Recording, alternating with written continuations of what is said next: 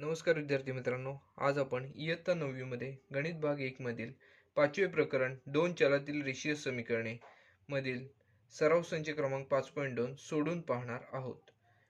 या आधीच्या व्हिडिओजमध्ये आपण या आधीचे सर्व सराव संच सोडून पाहिलेले आहेत, ते तुम्ही पाहिलेले असतीलच व त्यावरील उदाहरणांचा सरावही केलेला असेलच. आता आपण सराव संच क्रमांक 5.2 सोडवायची सुरुवात करूया. यामध्ये पहा, ही जी आहे ती शाब्दिक उदाहरणे यामध्ये दिलेली आहेत. तर उदाहरण काय आहे ते आपण आता पाहूया. एका पाकिटात काही 5 रुपयांच्या व काही 10 रुपयांच्या नोटा आहेत. नोटांची एकूण किंमत 350 रुपये आहे. 5 रुपयाच्या नोटांची संख्या 10 रुपयांच्या नोटांच्या संख्येच्या दुपटीपेक्षा 10 ने कमी आहे. तर पाकिटात 5 रुपयाच्या व 10 रुपयाच्या किती नोटा आहेत? बघा, आता आपल्याला इथे दोन अटी दिलेल्या आहेत. सुरुवातीला नोटांची संख्या, नोटांची किंमत दिलेली आहे. त्यानंतर जी अट आहे त्यामध्ये नोटांची संख्या कशी आहे, 5 रुपयाच्या नोटा आणि 10 रुपयाच्या नोटा यामध्ये अंतर किती आहे, फरक किती आहे तो येथे दिलेला आहे. तर त्यानुसार आपण येथे सोडवायची सुरुवात करूया. सुरुवातीला पहा, आपण येथे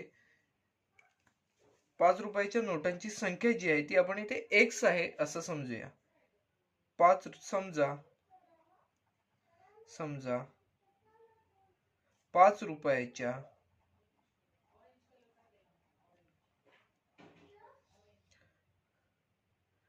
नोटांची संख्या x आहे.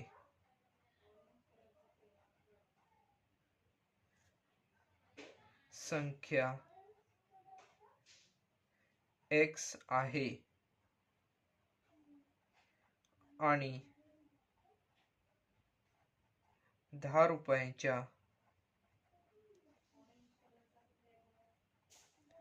नोटांची संख्या y आहे.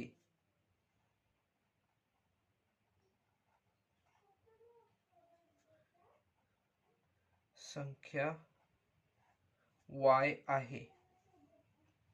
बघा, आता आपण 5 रुपयाच्या नोटांची संख्या x मानलेली आहे आणि 10 रुपयाच्या नोटांची संख्या y मानलेली आहे. त्यानुसार बघा, 5 रुपयाच्या काही नोटा आणि 10 रुपयाच्या काही नोटा आहेत, त्यांची एकूण किंमत 350 आहे. बघा, आता सुरुवातीला आपल्याला आधी एक वाक्य लिहावं लागेल. 5 रुपयाच्या नोटांची किंमत कशी असणार आहे, तर नोटांची संख्या गुणिले 5 म्हणजेच काय असणार, नोटांची संख्या आहे x, त्याला गुणिले 5, म्हणून आपण काय म्हणणार, 5 रुपयाच्या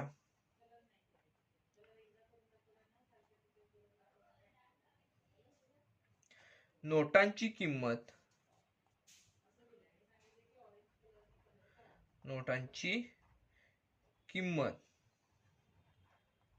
काय असणार आहे, तर बघा, नोटांची संख्या गुणिले 5 रुपये म्हणजेच किती असणार आहे, तर 5x असणार आहे. त्याचप्रमाणे 10 रुपयाच्या नोटांची किंमत बघा काय असणार आहे, 10 रुपयाच्या नोटांची किंमत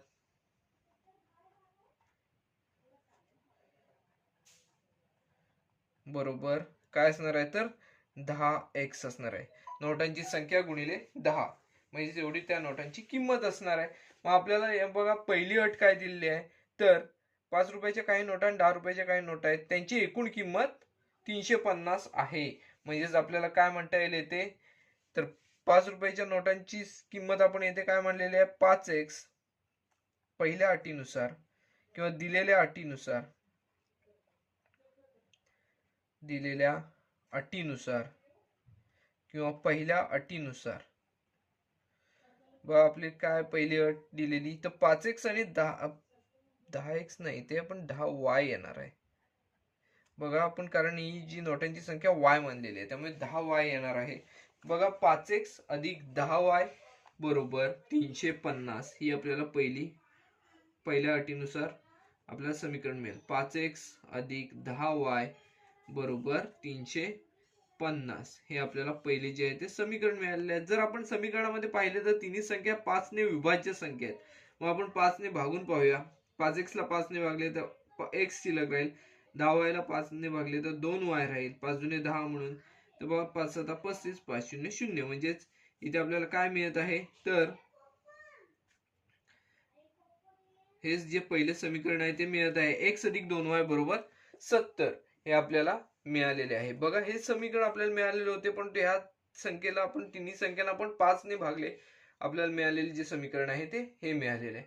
आता उदाहरणामध्ये दुसरी जी अट आहे ती बघा काय आहे, तर 5 रुपयाच्या नोटांची संख्या 10 रुपयाच्या नोटांच्या संख्येच्या दुपटीपेक्षा 10 ने कमी आहे.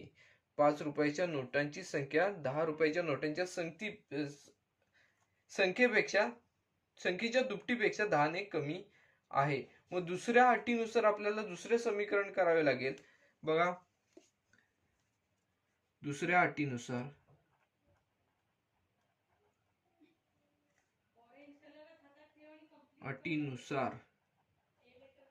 बघा आपल्याला हे कसं मिळेल, 5 रुपयाच्या नोटांची संख्या आपण x मानलेली आहे, ती येथे काय आहे तर 10 रुपयाच्या नोटांच्या दुपटीपेक्षा म्हणजे 2y 10 वजा 10 ने कमी आहे.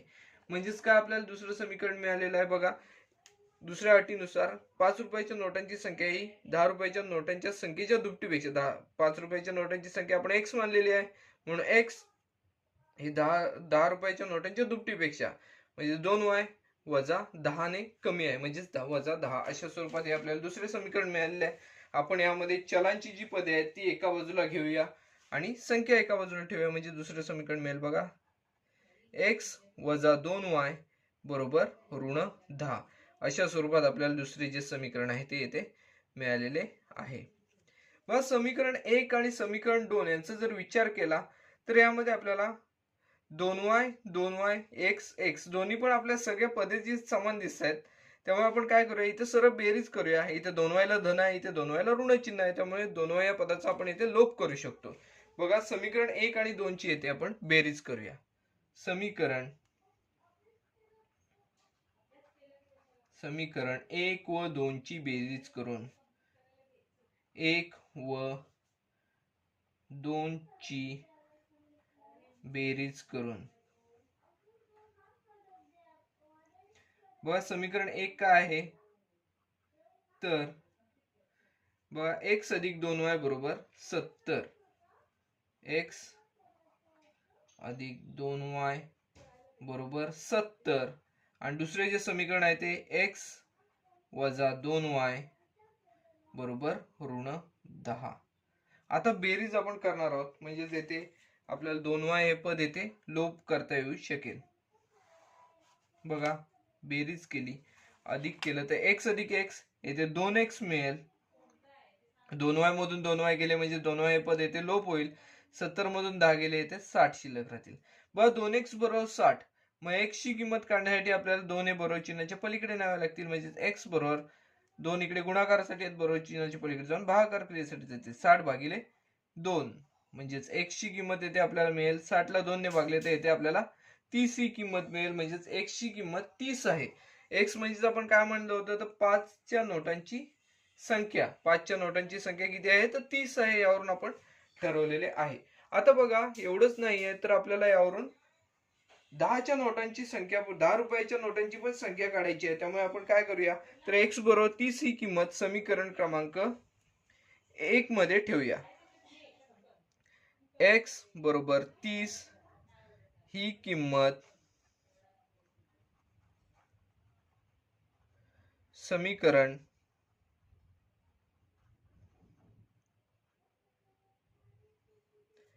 1 मध्ये ठेवून बघा, समीकरण 1 काय आहे तर x अधिक 2y बरोबर 70. x अधिक 2y बरोबर 70. आता बघा, x च्या ठिकाणी आपण 30 ही किंमत ठेवणार आहोत. 30 अधिक 2y बरोबर 70. आता 30 बरोबर चिन्हाच्या पलीकडे नेऊया. धन 30 आहे ते बरोबर चिन्हाच्या पलीकडे जाऊन ऋण 30 होणार, म्हणजे 2y बरोबर 70 वजा 30, म्हणजेच 2y ची किंमत आपल्याला येते किती मिळते, 70 मधून 30 गेले तर येते 40 ही किंमत आपल्याला 2y ची मिळेल.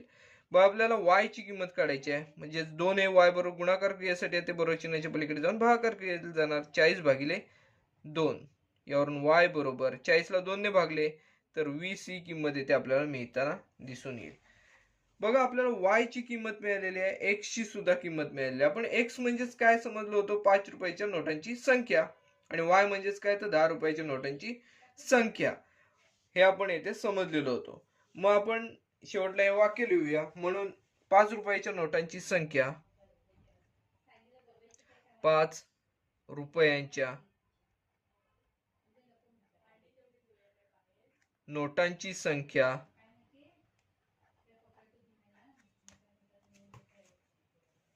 5 रुपयाच्या नोटांची संख्या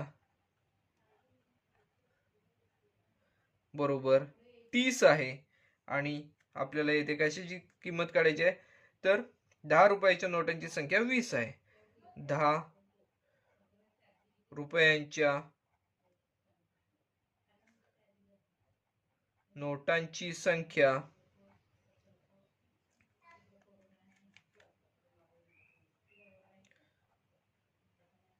बरोबर 20. यावरून आपल्याला काय मिळालेलं आहे, तर 5 रुपयाच्या 30 नोट आहेत आणि 10 रुपयाच्या 20 नोट आहेत. हे आपल्याला या समीकरणाची उकल जी आहे ती आपल्याला येथे मिळालेली आहे. हे जे उदाहरण होते ते अतिशय सोपे होते. यामध्ये आपण काय केले, तर सुरुवातीला हे जे आपण समीकरणामध्ये रूपांतरण करण्यापर्यंत आपण काळजीपूर्वक हे सोडवणे गरजेचे आहे. कारण जर समीकरणामध्ये रूपांतरण करताना आपण जर इथे चुकलो तर हे उदाहरण चुकण्याची शक्यता असते. त्यामुळे समीकरणामध्ये रूपांतरण करणे हे अतिशय महत्त्वाचे आहे. शाब्दिक उदाहरण समीकरणामध्ये रूपांतरण करणे. बघा त्यानुसार आपण काय केले, तर x ची किंमत काढली, y ची किंमत काढली. त्यावरून आपण x आणि y जे आपण मानलेले होते त्यांच्या आपण किमती लिहिलेल्या आहेत. शाब्दिक उदाहरण असल्यामुळे शेवटला वाक्य लिहिलेले आहे. आपल्याला काय 5 रुपयांच्या नोटांची संख्या काढायची होती, त्याचबरोबर 10 रुपयाच्या नोटांची संख्या काढायची होती. त्या दोन्ही संख्या आपण येथे काढलेल्या आहेत. दुसरा प्रश्न आहे सराव संचातील, तो काय आहे, तर एका अपूर्णांकाचा अंश छेद अंशाच्या दुपटीपेक्षा 1 ने जास्त आहे. अंश व छेद यात प्रत्येकी 1 मिळवल्यास अंशाचे छेदाशी असलेले गुणोत्तर एकाच 2 होते, तर तो अपूर्णांक काढा. बघा याच्यात आपल्याला अंश आणि छेद दिलेला आहे. आपण सुरुवातीला अंश आणि छेद काय आहे ते मानून घेऊया. समजा त्या अपूर्णांकाचा अंश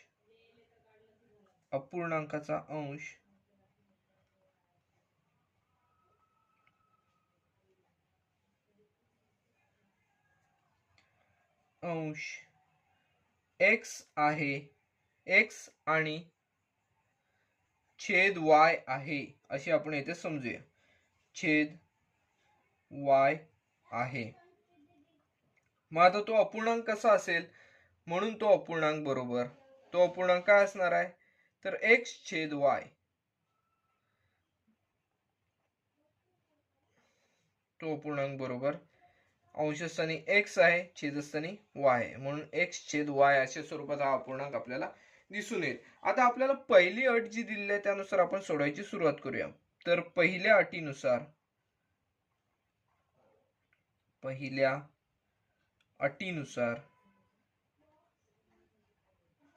बघा पहिली अट आपल्याला काय दिलेली आहे, तर अपूर्णांकाचा छेद अंशाच्या दुपटीपेक्षा 1 ने जास्त आहे. अपूर्णांकाचा छेद जो आहे तो अंशाच्या दुपटीपेक्षा 1 ने जास्त आहे. मग अपूर्णांकाचा छेद बघा काय आहे, तर y आहे. y हा छेद आहे. अंशाची दुप्पट म्हणजेच 2x त्यापेक्षा 1 ने जास्त आहे, म्हणजेच अधिक 1 अशा स्वरूपात आपल्याला हा अपूर्णांक हे जे समीकरण आहे ते पहिल्या अटीनुसार मिळेल. काय दिलेलं आहे, अपूर्णांकाचा छेद जो आहे तो अंशाच्या दुपटीपेक्षा 1 ने जास्त आहे. मग आता आपण काय करूया, तर सगळी पदे एका बाजूला ठेवूया आणि संख्या एका बाजूला ठेवूया. बघा हे 2x जर बरोबर चिन्हाचे इकडे आणले तर धन 2x आहे ते ऋण 2x म्हणून येतील. म्हणून ऋण 2x अधिक y बरोबर 1 अशा स्वरूपात आपल्याला समीकरण क्रमांक 1 मिळेल. यामध्ये आपण काय केलेले आहे, तर हे 2x आहेत ते बरोबर चिन्हाच्या इकडे आणलेले आहेत. धन 2x आहेत ते बरोबर चिन्हाच्या इकडे येताना ऋण 2x झालेले आहेत. बघा आपलं पहिलं जे समीकरण आहे ते इथे आपल्याला मिळालेले आहे. आता आपण दुसऱ्या अटीनुसार काय आहे ते आपण सोडवायची सुरुवात करूया. दुसऱ्या अटीनुसार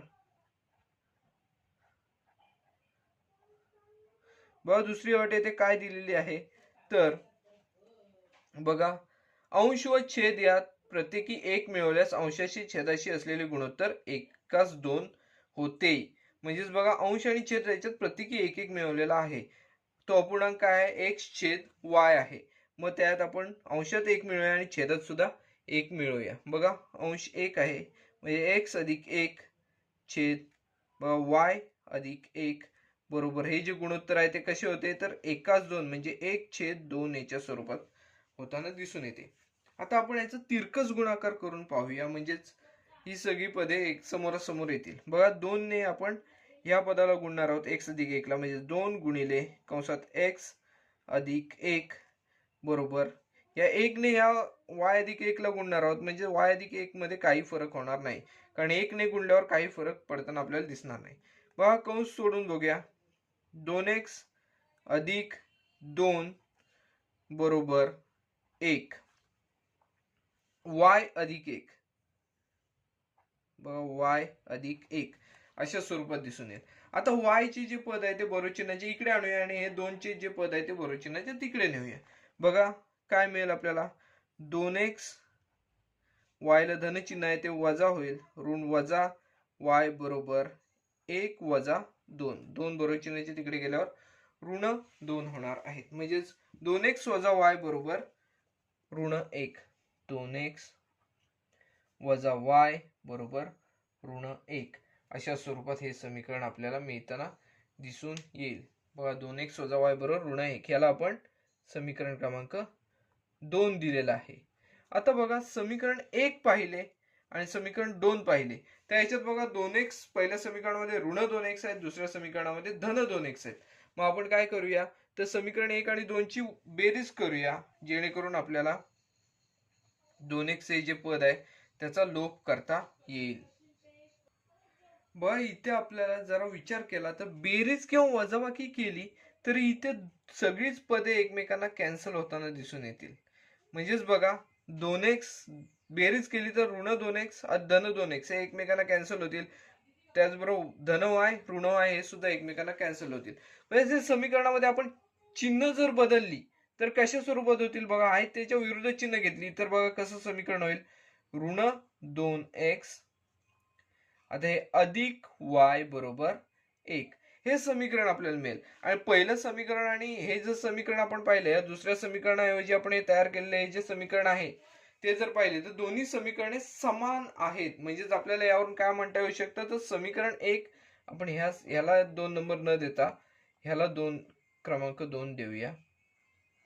बघा समीकरण 1 आणि समीकरण 2 ही दोन्ही समीकरणे समान आहेत, परिणामी आपल्याला असे म्हणता येऊ शकते की यांच्या उकली सुद्धा अनंत आहेत असे आपल्याला येथे म्हणून म्हणता येऊ शकते. बघा या समीकरण आपण वाक्य लिहूया, समीकरण 1 व 2 समीकरण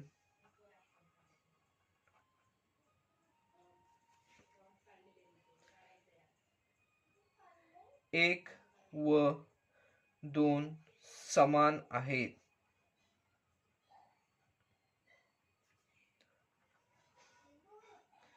परिणामी यांच्या आपल्याला उकली जास्त आहेत, अनंत आहेत असं आपल्याला म्हणता येऊ शकते. म्हणून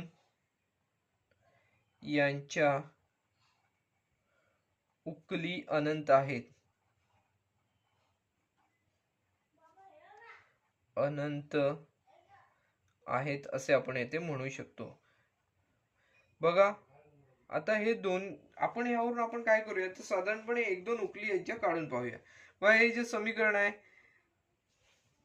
ऋण 2x अधिक y बरोबर 1 ह्याच्यामध्ये आपण काय करूया, तर x ची किंमत 1 घेऊन पाहूया. समजा x बरोबर 1 2 उकली आपण घेऊन पाहूया. समजा x बरोबर 1 घेतलं तर बघा y ची किंमत काय मिळेल, बघा समीकरण काय 2x आहे, म्हणजे ऋण 2 गुणिले 1 अधिक y बरोबर 1 म्हणजे ऋण 2 गुणिले 1 ऋण 2च येणार अधिक y बरोबर 1 असणार आहे. ऋण 2 बरोबर चिन्हाच्या पलीकडे गेले तर काय मिळेल आपल्याला, बघा 1 अधिक 2 y ची किंमत आपल्याला इथे 3 मिळेल. बघा 1/3 म्हणजे 1 हा अंश आहे आणि छेदस्थानी 3 ही संख्या आहे असे आपल्याला यावरून सांगता येऊ शकते. त्याचबरोबर बघा आपण येता x ची किंमत 1 घेतली होती, त्यानंतर x ची किंमत 2 घेऊन पाहूया.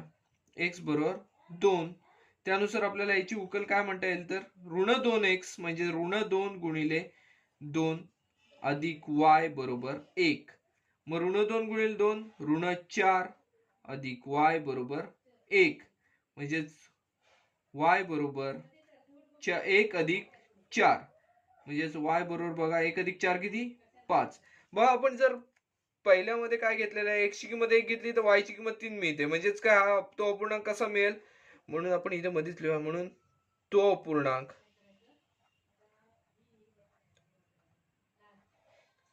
काय असणार आहे तर 1/3 असेल. जर x ची किंमत 1 घेतली तर आपल्याला y ची किंमत 3 x ची किंमत 1 घेतली तर y ची किंमत 3 मिळाली म्हणून आपल्याला तो अपूर्णांक काय म्हटला 1/3 आहे. आता बघा इथे आपण x ची किंमत 2 घेतली तर y ची किंमत 5 आली आहे म्हणून तो अपूर्णांक काय असणार आहे तर 2/5 असणार आहे. अपूर्णांक बरोबर 2/5.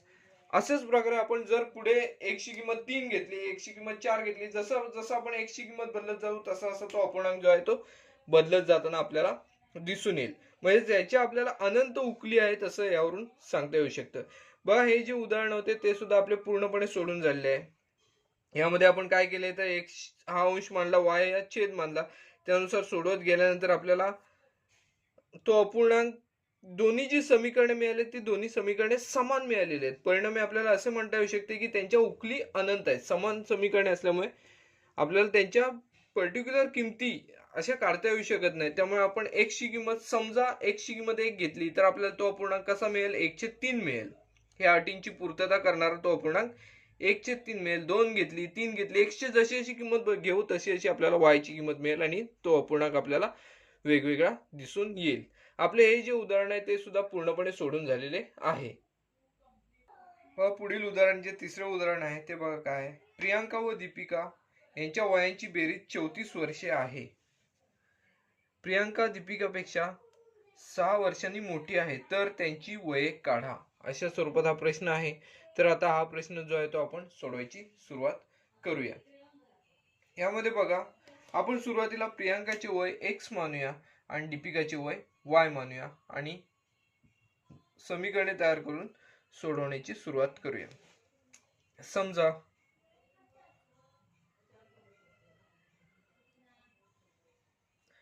प्रियांकाचे वय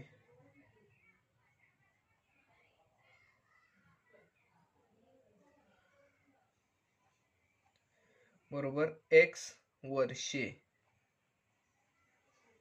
आणि दीपिकाचे वय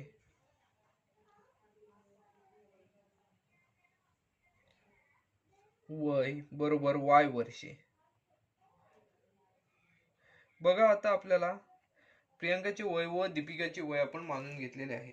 त्यानंतर बघा आपल्याला अट जी पहिली अट दिलेली आहे मग पहिल्या अटीनुसार आपण बघा काय आहे ते सोडवण्याची सुरुवात करूया. पहिल्या अटीनुसार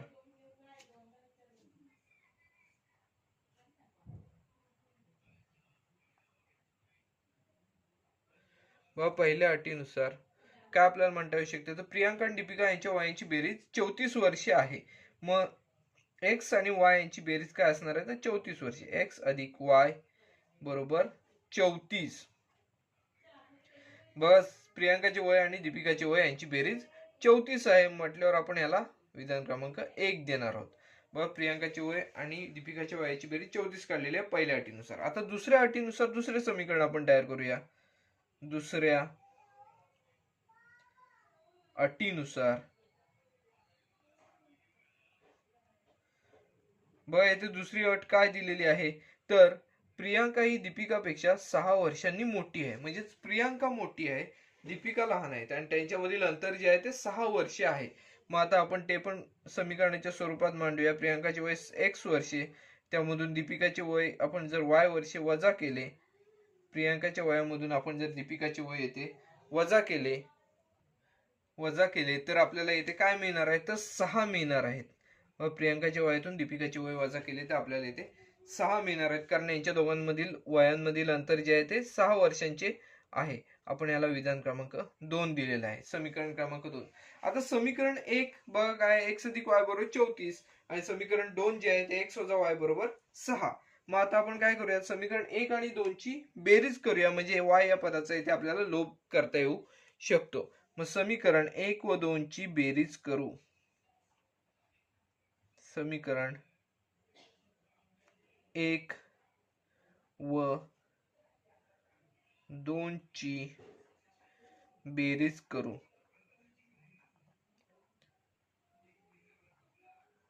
बघा समीकरण 1 आणि 2 ची जर बेरीज केली तर आपल्याला काय मिळेल बघा.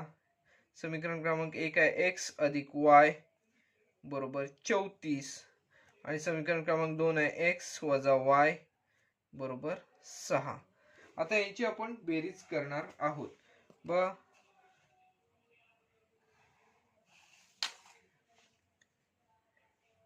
x अधिक x, आता आपल्याला इथे 2x मिळताना दिसून येईल. y वजा y म्हणजेच y या पदाचा इथे लोप होईल. त्यानंतर बघा इकडे या बाजूला 34 अधिक 6 40, 2x बरोबर 40 मिळताना दिसून येईल. मग आपल्याला x ची किंमत काढायची आहे म्हटल्यावर हे 2 जे बरोबर चिन्हाचे इकडे गुणाकार क्रियेसाठी ते तिकडे भागाकार क्रियेसाठी न्यावे लागतील. 40 भागिले 2. बघा x ची किंमत आपल्याला काय मिळेल, x बरोबर 40 भागिले 2 20 ही मिळताना येते दिसून येईल. x ची किंमत म्हणजेच काय, तर प्रियांकाचे वय आपल्याला 20 वर्षे एवढे मिळालेले येते दिसून येते आहे. व प्रियांकाचे वय 20 वर्ष आहे. आता आपल्याला दीपिकाचे वय काढायचे आहे. मग x बरोबर 20 ही किंमत आपण समीकरण 1 मध्ये ठेवूया, म्हणजेच y ची किंमत मिळेल. x बरोबर 20 ही किंमत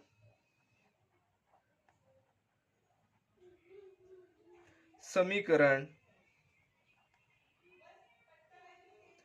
1 मध्ये ठेवू.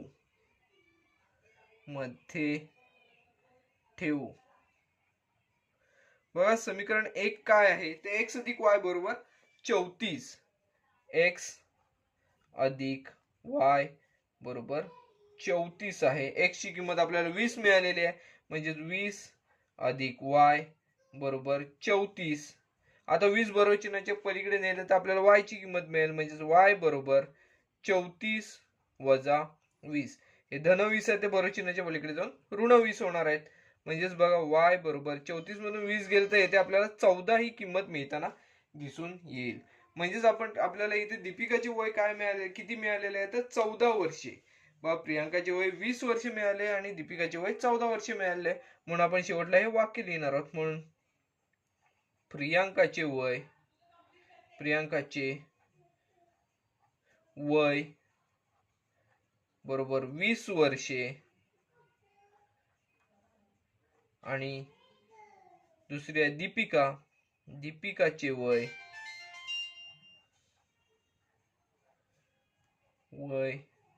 बरोबर 14 वर्षे. बघा हे जे उदाहरण आहे हे सुद्धा आपले पूर्णपणे सोडून झालेले आहे. यामध्ये आपण काय केलेले आहे, तर प्रियांकाचे वय x मानले, दीपिकाचे वय y मानले. पहिल्या अटीनुसार आपण या दोघींच्या वयाची बेरीज 34 आहे, त्यानुसार समीकरण तयार केले. आणि दुसऱ्या अटीनुसार त्या दोघींमधील वयांमधील अंतर जे होते ते 6 वर्षांचे होते, त्यानुसार दुसरे समीकरण तयार केले. समीकरणे सोडवल्यानंतर आपल्याला इथे x ची जी किंमत आहे ती मिळालेली आहे 20. त्यावरून आपण y ची किंमत काढलेली आहे, y ची किंमत 14. म्हणून प्रियांकाचे वय जे आहे ते आपल्याला 20 वर्ष आहे आणि दीपिकाचे वय बरोबर 14 वर्षे आपल्याला मिळालेले आपण येथे लिहिलेले आहे. बघा हे सुद्धा उदाहरण जे आहे ते आपले पूर्णपणे सोडून झालेले आहे. बघा पुढील जे उदाहरण आहे ते आहे, एका प्राणी संग्रहालयात सिंह आणि मोर यांची एकूण संख्या 50 आहे. त्यांच्या पायांची एकूण संख्या 140 आहे. तर प्राणी संग्रहालयातील सिंहांची व मोरांची संख्या काढा. बघा आता आपल्याला इथे सिंह आणि मोर यांची एकूण संख्या 50 दिलेली आहे. सुरुवातीला आपण सिंहांची संख्या x आहे असं समजूया आणि मोरांची संख्या y आहे असं समजूया. समजा प्राणी संग्रहालयातील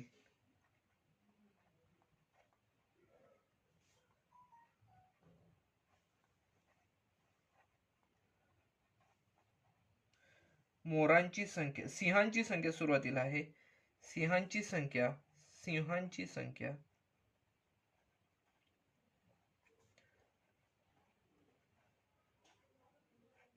x आहे आणि मोरांची संख्या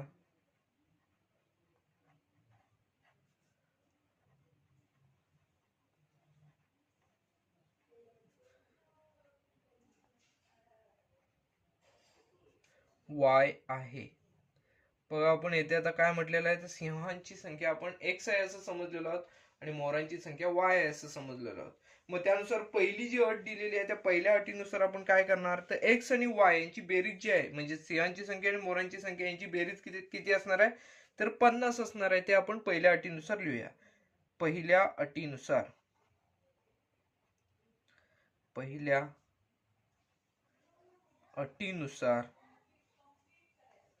बघा काय आपण म्हणू शकतो, तर एक्स अधिक वाय बरोबर 50.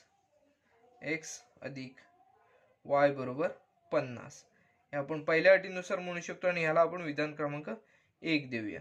आता दुसऱ्या अटीनुसार आपण सोडवायची सुरुवात करूया. दुसऱ्या अटीनुसार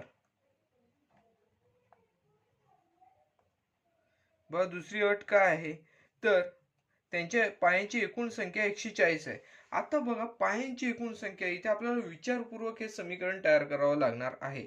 बघा सिंहांची संख्या x, मोरांची संख्या y. आता सिंहांना पाय किती असतात, सिंहाला एक सिंहाचा जर आपण विचार केला तर एका सिंहाला पाय किती असतात, तर 4 पाय असतात. म्हणजे सिंहाची संख्या गुणिले 4 एवढी त्याच्या पायांची संख्या असणार आहे. आपण इथे सिंहाची संख्या x मानलेली आहे, म्हणजे त्याच्या पायांची संख्या किती असणार आहे, तर 4x अधिक बघा आता मोरांना पाय किती असतात, तर 2 पाय असतात. परिणामी आपण मोरांच्या संख्येला 2 ने गुणणार, तेवढे पाय मोरांची पायांची संख्या आपल्याला मिळेल. म्हणजे मोरांची संख्या y आहे गुणिले 2 म्हणजे 2y बरोबर येते आपल्याला 140 हे मिळताना दिसून येईल. 4x अधिक 2y बरोबर 140 हे मिळताना आपल्याला इथे दिसून येईल.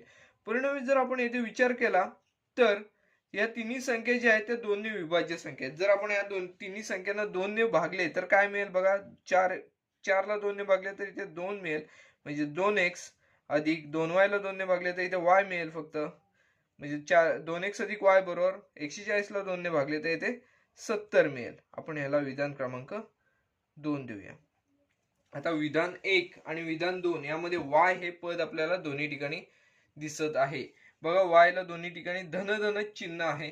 परिणामी आपण इथे काय करणार आहोत, तर वजाबाकी केली तर इथे y हे पदाचा लोप होताना दिसून येईल. म्हणून समीकरण 1 व 2 ची वजाबाकी करून समीकरण 1 व 2 ची वजाबाकी करून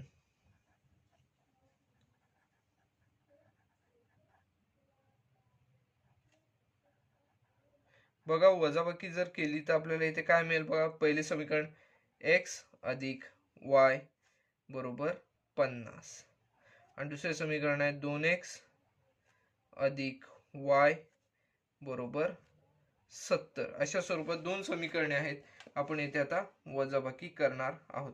वजाबाकी करत असताना जी आपल्याला राशी जी बहुपदी आपण वजा करत असतो त्या बहुपदीची सगळी चिन्हे आपण आहेत त्याच्या विरुद्ध करत असतो. म्हणजे इथे 2x ला धन चिन्ह आहे ते ऋण झालं, त्याचबरोबर इथे y ला धन चिन्ह आहे ते इथे ऋण झालं, 70 ला धन चिन्ह आहे ते सुद्धा ऋण झालं.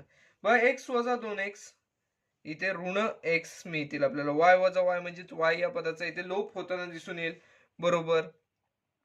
बघा 50 वजा 70 लहान संख्येतून मोठी संख्या, बघा इथे उत्तराला ऋण चिन्ह येईल, ऋण 20 ही किंमत आपल्याला मिळून येईल.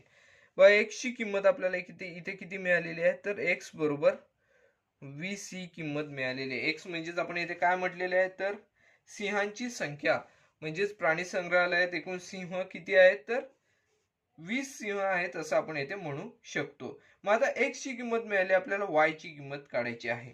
मग आता आपण x बरोबर 20 ही किंमत समीकरण 1 मध्ये ठेवूया आणि y ची किंमत काढूया. x बरोबर 20 ही किंमत समीकरण 1 मध्ये ठेवून समीकरण 1 मध्ये ठेवून व समीकरण 1 काय आहे, तर x अधिक y बरोबर 50. x ची किंमत आपण किती काढलेली आहे, तर 20 व 20 अधिक y बरोबर 50 मग 20 बरोबर चिन्हाच्या पलीकडे नेले, इथे धन 20 आहे, तिकडे जाऊन ऋण 20 होणार. म्हणजेच y बरोबर 50 वजा 20. y ची किंमत बघा किती मिळते, 50 मधून 20 गेले तर इथे 30 ही किंमत मिळते. y म्हणजेच आपण काय मानलेलं होतं, तर मोरांची संख्या मानलेली होती. बघा आपल्याला हे उदाहरण सोडवल्यानंतर सिंहांची संख्या जी आहे ती किती मिळालेली आहे, तर 20 मिळालेली आहे. म्हणून सिंहांची संख्या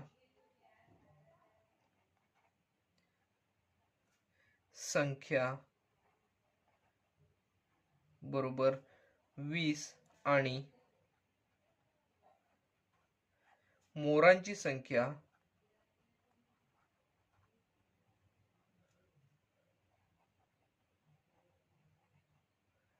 बरोबर 30 आपल्याला मिळालेली आहे. बघा हे उदाहरण अतिशय सोपे होते. हे उदाहरण सोडवताना आपण काय केलेले आहे, तर दिलेल्या अटीनुसार आपण 2 समीकरणे तयार केली. 2 समीकरणे केल्यानंतर आपण ती सोडवली. x ची किंमत मिळाल्यावर आपण ती किंमत समीकरण 1 मध्ये ठेवून y ची किंमत काढली आणि त्यानुसार शेवटला आपण इथे वाक्य लिहिली. कारण हे शाब्दिक उदाहरण आहे, शेवटला वाक्य पाहिजेच. सिंहांची संख्या 20 आहे आणि मोरांची संख्या 30 आहे. त्या प्राणी संग्रहालयात सिंहांची संख्या 20 आणि मोरांची संख्या 50 आहे. हे जे उदाहरण आहे ते आपले पूर्णपणे सोडून झालेले आहे. सराव संचातील पुढील जे उदाहरण आहे, 5वे उदाहरण, ते काय आहे, तर संजयला नोकरीमध्ये काही मासिक पगार मिळतो. दरवर्षी त्याच्या पगारामध्ये निश्चित वाढ होते, निश्चित रकमेची वाढ होते. जर 4 वर्षांनी त्याचा मासिक पगार 4500 रुपये झाला व 10 वर्षांनी त्याचा मासिक पगार 5400 रुपये झाला, तर त्याच्या सुरुवातीचा व वार्षिक वाढीची रक्कम, सुरुवातीचा पगार व वार्षिक वाढीची रक्कम काढा. आता आपण काय करायचं, इथे संजयचा मासिक पगार इथे दिलेला आहे. आपण संजयचा मासिक पगार काढायचा आहे, तो आपण x मानूया आणि त्याची जी वाढ असते दरवर्षीची ती आपण y मानूया आणि त्यानुसार सोडवायची सुरुवात करूया. समजा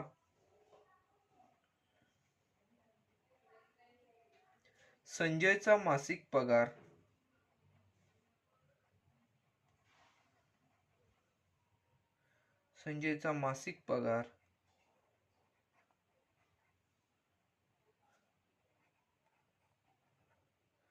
बरोबर x रुपये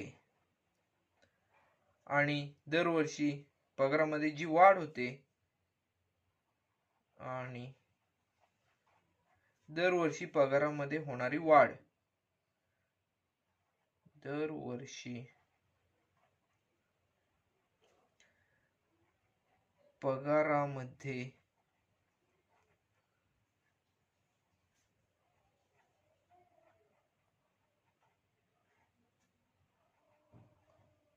होणारी वाढ बरोबर y रुपये आहे असं समजूया.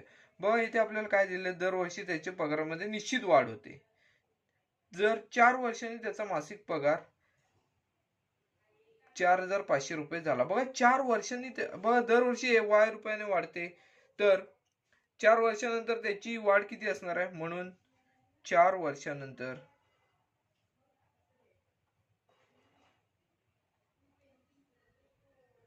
झालेली वाढ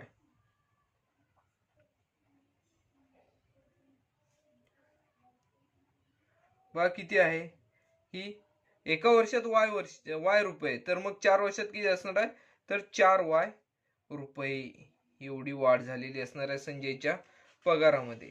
त्यानंतर बघा आपल्याला जी दिलेली अट आहे त्या अटीनुसार आपण ते पुढे सोडवायची सुरुवात करूया. बघा 4 वर्षांनी त्याचा मासिक पगार 4500 रुपये आहे. मग पहिल्या अटीनुसार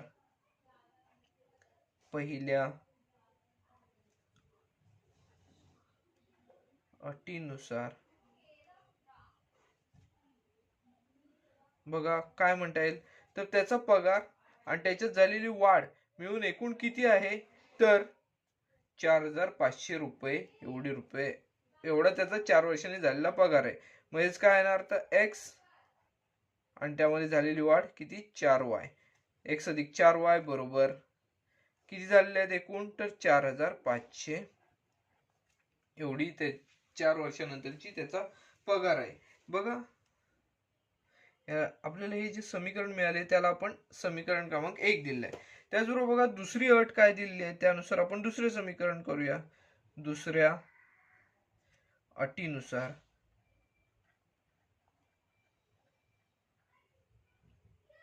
दुसऱ्या अटीनुसार काय बघा दुसरी अट, 10 वर्षानंतर मासिक पगार 5,400 रुपये झाला. बघा 10 वर्षात त्याची झालेली वाढ जी आहे ती आधी आपण येथे काढावी लागणार आहे. 10 वर्षानंतर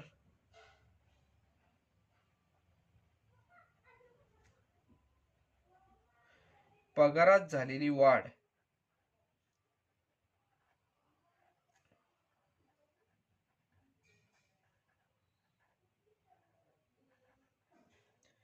बरोबर काय असणार आहे तो बघा, एका वर्षात किती, तर वाय रुपये, 4 वर्षात 4 वाय रुपये, 10 वर्षात किती आपण म्हणू शकतो तर 10 वाय रुपये एवढी वाढ झालेली आहे. म्हणजेच 10 वर्षानंतर त्याचा पगार किती असणार आहे तर एक्स अधिक 10 वाय बरोबर किती दिलेला आहे तर 5,400 रुपये. मग आपण ह्याला समीकरण क्रमांक 2 देऊया. बघा आपण हे जे केलेलं आहे ते परत एकदा समजून घेऊया. काय असतं उदाहरणांमध्ये, शाब्दिक उदाहरणांमध्ये त्याचे रूपांतरण समीकरणांमध्ये, शाब्दिक उदाहरणाचे समीकरणांमध्ये रूपांतरण करणे हेच महत्वाचे असते. समीकरणांमध्ये आपण योग्य रीतीने रूपांतरण केले तर आपले उदाहरण सोडवणे सोपे जाते. त्यानुसार बघा आपण काय केले तर सुरुवातीला आपल्याला संजयचा मासिक पगार आपल्याला माहिती नव्हता, तो आपण X रुपये मानला आणि त्याच्यामध्ये दरवर्षी निश्चित रकमेची वाढ होते असं आपल्याला सांगितलं होतं, म्हणून आपण ती वाढ काय मानली होती तर Y मानली होती. त्यानंतर 4 वर्षांनी त्याचा मासिक पगार 4,500 रुपये दिलेला होता. त्यानुसार आपण 4 वर्षानंतरची त्याची वाढ किती झाली तर 4 वाय रुपये, एका वर्षात वाय रुपये तर 4 वर्षात 4 वाय रुपये. म्हणून आपण पहिल्या अटीनुसार काय केलेलं आहे तर त्याचा जो पगार जो आहे 4 वर्षानंतर तो किती आहे बघा, एक्स अधिक 4 वाय बरोबर 4,500 रुपये यानुसार आपण घेतलेला आहे. त्यानंतर बघा दुसऱ्या अटीनुसार 10 वर्षानंतर त्याचे पगार किती दिलेला आहे तर 10 वाय, पगारात झालेली वाढ जी आहे ती 10 वाय रुपये एवढी असणार आहे. त्यानुसार आपण तो जो पगार आहे तो एक्स अधिक 10 वाय बरोबर 5,400 रुपये. आता बघा आपल्याला दोन समीकरणे मिळालेली आहेत, या समीकरणांवरून सोडवणे सुद्धा सोपे जाईल. बघा समीकरण 1 आणि 2 यांच्यामध्ये एक्स हे पद समान दिसत आहे, त्यांना चिन्ह पण समान दिसत आहे, सहगुणक पण यांचे समान आहेत. परिणामी आपण या दोन पदांची समीकरण 1 आणि 2 ची वजाबाकी करूया.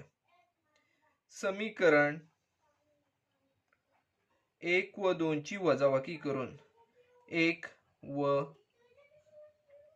2 ची वजाबाकी करून बघा आता आपण या दोन समीकरणांची वजाबाकी करणार आहोत.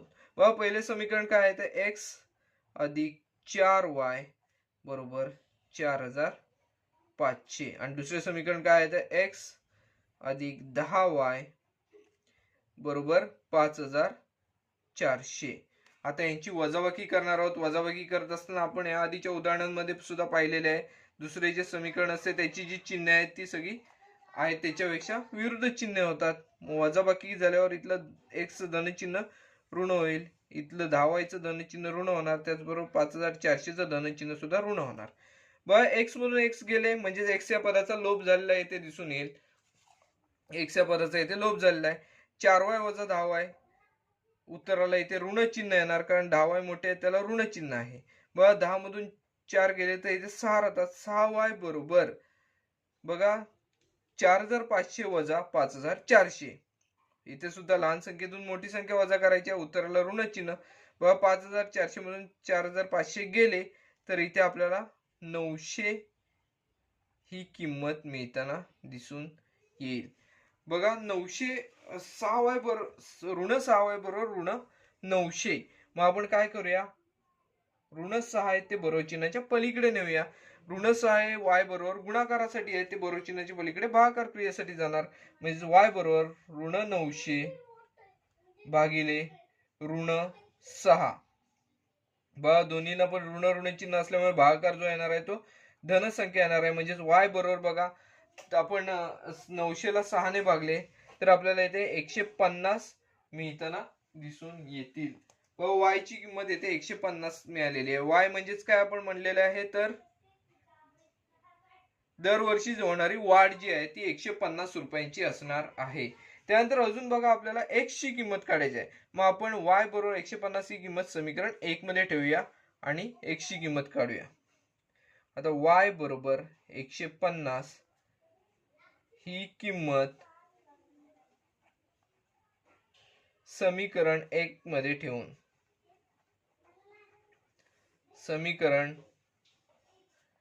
1 मध्ये ठेवून समीकरण 1 काय आहे तर x अधिक 4y बरोबर x अधिक 4y बरोबर 4500 हे आपले समीकरण क्रमांक 1 आहे. त्यामध्ये आपण y ची किंमत ठेवूया. बघा x अधिक 4 गुणिले y ची किंमत येते आपण 150 काढलेली आहे बरोबर 4500. बघा x अधिक 4 गुणिले 150 बरोबर किती येणार 600 बरोबर 4500. आता हे बघा इथे आपल्याला 600 ही किंमत मिळालेली आहे. 600 बरोबर चिन्हाच्या पलीकडे नेले तर आपल्याला x ची किंमत मिळणे शक्य होईल. धन 600 ते तिकडे जाऊन ऋण 600 होणार म्हणजे x बरोबर 4500 वजा 600. मग बघा x बरोबर 4500 मधून 600 वजा झाले तर 3900 ही किंमत आपल्याला मिळेल. बघा एक्स म्हणजेच आपण येथे काय मानलं होतं संजयचा मासिक पगार. सुरुवातीचा जो मासिक पगार आहे तो आपण एक्स मानलेला होता. त्यानुसार बघा आपल्याला जे काढायचं होतं ते बघा संजयचा सुरुवातीचा पगार काढायचा होता आणि वार्षिक वाढीची रक्कम. मग संजयचा सुरुवातीचा पगार आहे ते आपल्याला काय मिळालेला आहे तर 3900 मिळालेला आहे आणि मासिक वाढीची रक्कम जी आहे ती 150 रुपये मिळालेली आहे. म्हणून आपण वाक्य लिहिणार आहे ते संजयचा सुरुवातीचा पगार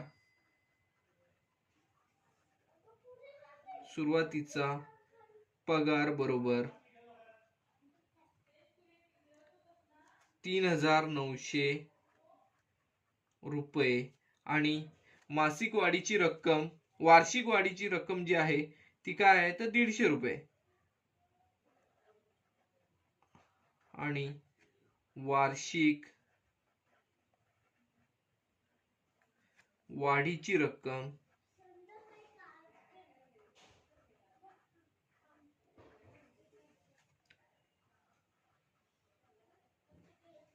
बरोबर 150 रुपये आपल्याला मिळालेली येथे दिसून येते. बघा हे जे उदाहरण आहे ते सुद्धा आपले पूर्णपणे सोडून झालेले आहे.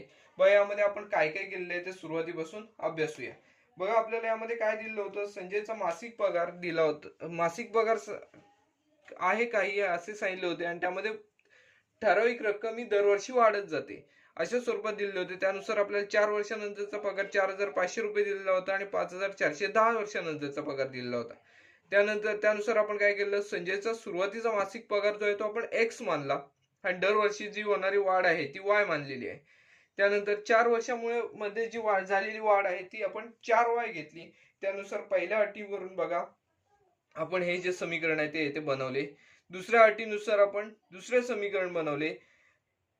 पहिल्या आणि दुसऱ्या समीकरणांवरून आपण एका पदाचा इथे लोप केला. त्यावरून y ची किंमत काढलेली आहे. y ची किंमत इथे आपल्याला 150 मिळालेली आहे. 150 म्हणजेच काय ही दरवर्षी पगारामध्ये होणारी वाढ 150 रुपये आपल्याला इथे मिळालेली आहे. त्यावरून आपण x ची किंमत काढली. x ची किंमत 3900 मिळाली 3900 मिळाली. म्हणजे x ही काय होते तर संजयचा सुरुवातीचा पगार आणि त्याची वार्षिक वाढीची रक्कम आपल्याला 150 रुपये मिळाली. हे आपण शेवटला वाक्यांमध्ये सुद्धा येथे लिहून काढलेले आहे. बघा हे जे उदाहरण आहे ते पण आपले पूर्ण झालेले आहे. या सराव संचातील इतरही उदाहरणे आहेत ती सोपी आहेत. ती याच अनुषंगाने सोडवायची आहेत. आपण हा व्हिडिओ इथेच थांबवत आहोत. व्हिडिओ आवडला असल्यास व्हिडिओ लाईक करा.